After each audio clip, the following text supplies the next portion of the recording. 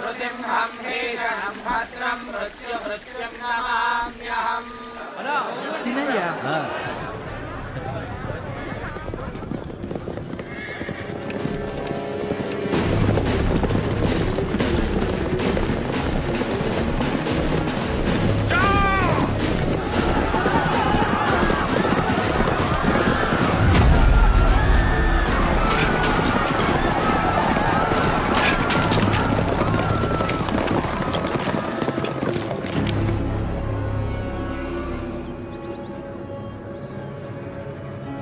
పంట బాగా పండినట్టుంది.